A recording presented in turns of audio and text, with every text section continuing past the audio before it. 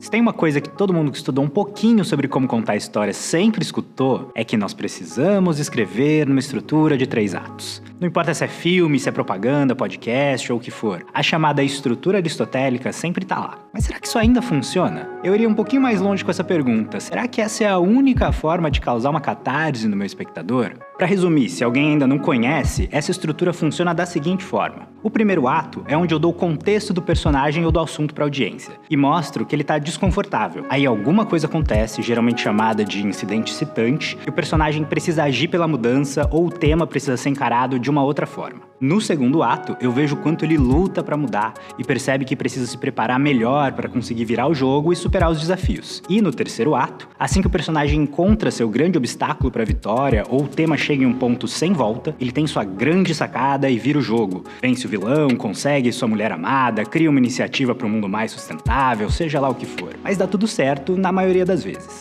Claro que dá pra criar estruturas onde o final não é tão positivo assim. Mas eu pergunto, a gente já evoluiu tanto na comunicação? Será que não precisamos desmistificar um pouco esse conceito na sua forma mais popularmente aplicada? Nas janelas de atenção cada vez mais curtas que a gente vê por aí, vale a pena prestar atenção que os primeiros atos estão cada vez menores. Ou seja, as formas de chamar atenção estão mais generalizadas, mais focadas em ganchos muito curtos, como perguntas que incitam a curiosidade, imagens polêmicas ou o aviso de que aquilo vai te surpreender no final.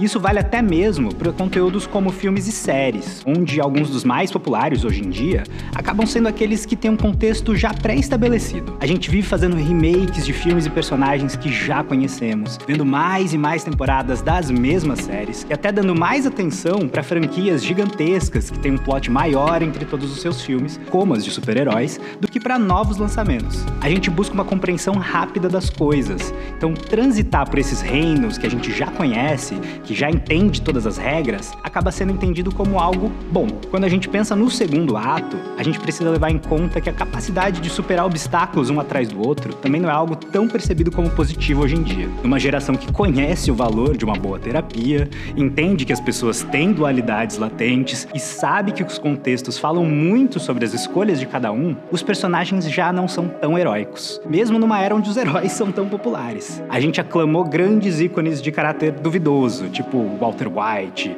a Cersei Lannister, Don Corleone e outros como esses, quando eles eram exceções. Mas dá pra criar aproximações muito mais perceptíveis deles agora com personagens que a gente sempre vê por aí na cultura pop, como um Tony Stark ou uma Feiticeira Escarlate, e mesmo com os vilões que cada vez mais tomam decisões que a gente até consegue compreender, como Coringa, Killmonger ou até mesmo Thanos. E no terceiro ato, uma coisa muito interessante também acontece. Hoje a gente aceita a derrota, o fracasso, aceita o luto e até a suspensão de expectativa. Os finais não tão felizes que frustram as personagens e fazem a gente encarar algumas dores da realidade são quase que uma unanimidade na cultura pop. Isso vai desde Parasita até Os Vingadores novamente, passando pelas mais recentes animações da Disney e da Pixar também. Fantasiar com um mundo perfeito, nesse mundo que a gente vive hoje, é algo que a gente não tem mais tempo de fazer. Então a gente não quer se descolar tanto da realidade, porque ela é debatida o tempo todo, e nós temos necessidade de fazer parte desse debate. É por isso também que sequências inconclusivas, divisões em 2 partes e finais abertos são algo que faz tanto sucesso nos filmes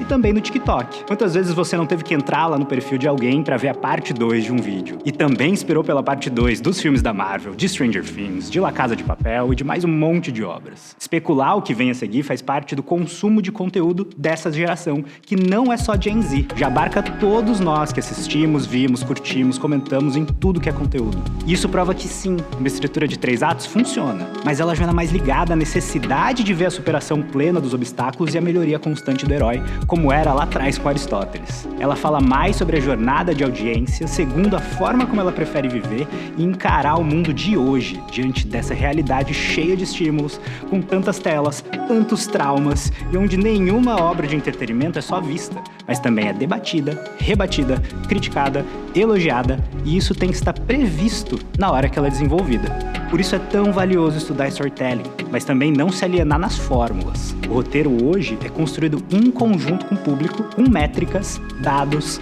marketing, agências e não só na sala do roteiro ou no quarto escuro do escritor. E se você quer debater mais sobre esses temas, deixe seu comentário aqui e acompanhe a gente para mais.